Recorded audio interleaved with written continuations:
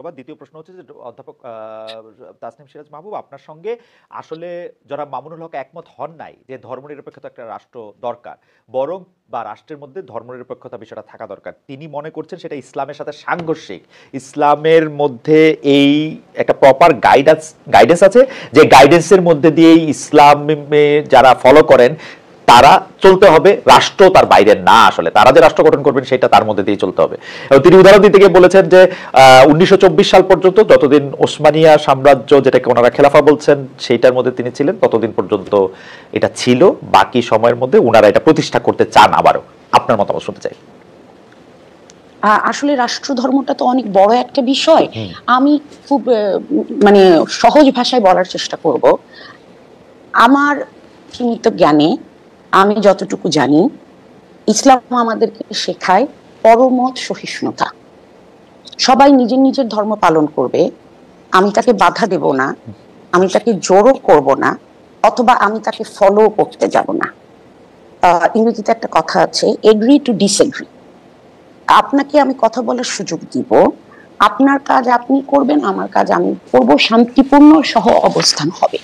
কিন্তু যখন আপনি রাষ্ট্রধর্মকে ইসলাম অথবা যে কোনো একটা ধর্ম বলে আপনি বিরুদ্ধার্থ করে দেবেন, তখন ওই দেশে অন্য যারা বসবাস করে, যারা এই নির্দিষ্ট ধর্মটির অনুসারী নয়, তারা যদি ইনসিকিউর ফিল করে, আমরা কিন্তু তাদেরকে দোষ দিতে পারি না।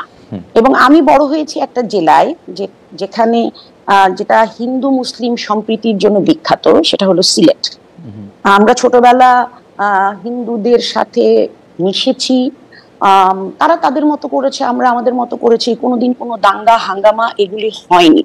সময়ের সাথে সাথে পরিস্থিতি বদলে গেছে।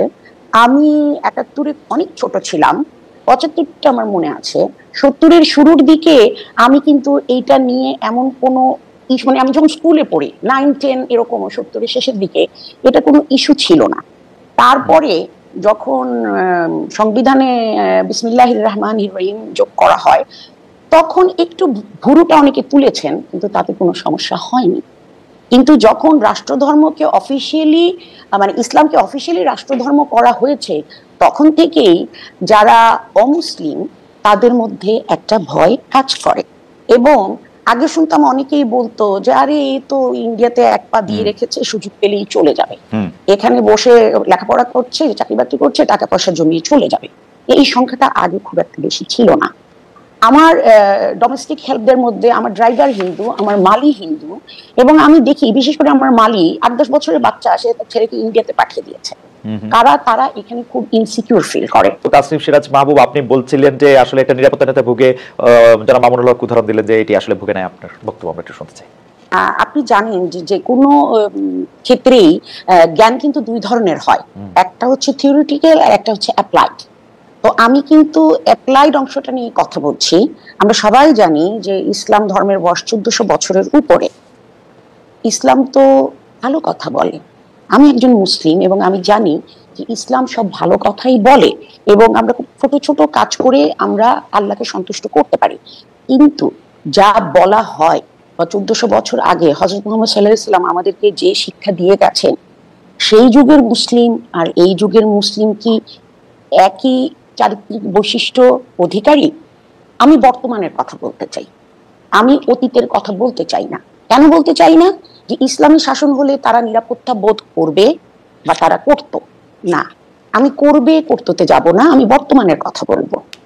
এই ২০২৪ সালে একটা দেশে যার বয়স ৫৩ বছর, সেই তার শুরুর দিকে অমুসলিমরা কি পরিস্থিতিতে ছিলেন, যেটা আমি বললাম যে ধর্মীয় সম্প্রীতি, আমি নিজে সেটা দেখে বড় হয়েছি। এখন ওনারা কেমন আছেন? এবং এখানে আমি একটু শেয়ার করতে চাই, আপনি যে ভিডিওটার কথা বললেন, এটার পরে আমাকে কৃতজ্ঞতা জানিয়ে যত মেসেজ করা হয়েছে, আমাকে যত কিছু করা হয়েছে, তার মধ্যে আমি দুটা ঘটনা বলবো। একটা হলো আমার এক সহকর্মী, একটি কলেজের অধ্যাপক, উনি নন মুসলিম, উনি আমার বাসায় এসে আমাকে পায়ে ধরে সালাম করে গেছেন ওনার কৃতজ্ঞতাটা প্রকাশ করার জন্য। আর কিছু লোক, যেমন আমার মালির ভাবি, সে আমাকে ফোন করেছে, তারা অমুসলিম, তারা বলছে যে ম্যাডাম আপনি যেভাবে কথা বললেন, সবাই তো এরকম ভাবে না। আমি বললাম না, এদেশের বেশিরভাগ মুসলমানই শান্তিপূর্ণ সহাবস্থান করতে চায়, কিন্তু তারা তো কথা বলে না। যারা ভোকাল আপনারা তাদের কথা শুনেন এবং আপনারা ভয় পেয়ে যান। আমরা আপনাদের সাথে শান্তিপূর্ণভাবে একই দেশে থাকতে চাই। তখন মেয়েটা আমাকে বলল যে ম্যাডাম, সবাই যদি এরকম ভাবতো তাহলে আমরা এত ভয় পেতাম না। আমরা যে কি ভয়ে ভয়ে থাকি আপনাদেরকে বোঝাতে পারবো না। সো আমি একদম লেটেস্ট একটা ঘটনা বলি। কালী পুজোর দিন সরবর্দী উদ্যানে ভিতরে একটা কালী মন্দির আছে, সেখানে একটা অবভিয়াসলি সেখানে একটা পুজো হচ্ছিল এবং অনেক অনেক লোক এসেছিলেন এবং অনেকে তাদের মোটরসাইকেলগুলি গেইটের ভিতরে রেখেছিলেন।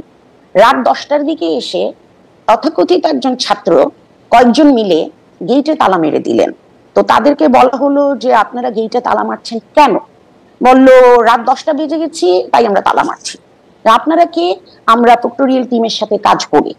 তারা যে আটকেছে শুধু তো নন মুসলিমদেরকে আটকায়নি, এখানে আমাদের মুসলিম ছাত্রছাত্রীরাও ছিলেন এবং এর মধ্যে একটা মেয়ে ছিল, একটা পত্রিকার সাংবাদিক, ক্যাম্পাস সাংবাদিক। তার পোস্ট থেকেই আমরা এটা জানতে পারি। তারপরে তাদেরকে যখন চ্যালেঞ্জ করা হলো তখন তারা বলল যে আমরা ছাত্র এবং আমরা যেটা বলবো সেটাই আইন। আমি বিশ্বাস করি যে এটা কালী পুজো দেখে গেটটা তালা মেরেছে। কারণ আপনি চিন্তা করে দেখেন ঈদে মিলাদুন্নবীর সময় কি হয়েছে। যে কোনো ধর্মভীরু মুসলমানের মতো আমারও খুব প্রিয় ব্যক্তিত্ব হচ্ছেন হযরত মুহাম্মদ সাল্লাল্লাহু আলাইহি সাল্লাম। আমি মনে করি উনি একজন আদর্শ মানুষ ছিলেন। তো ওনার জন্মদিনটা আমরা পালন করব ক্যাম্পাসের ভিতর গরু জবাই করে?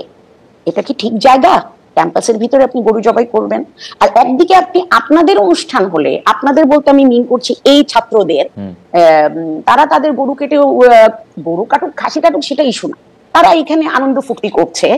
আর যখন অমুসলিমরা তাদের একটা অত্যন্ত গুরুত্বপূর্ণ পুজো তো অনেকই আছে, সেই পুজো করতে এসেছে তারা মোটরসাইকেলগুলি এখানে রেখেছে, আপনারা গেট বন্ধ করে দিলেন।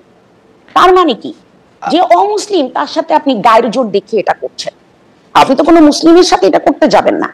মুসলমান হয়েও আমি গিয়ে যদি বলতাম যে ক্যাম্পাসের মধ্যে এটা করো না, তাহলে আমার অবস্থা খারাপ হয়ে যেত।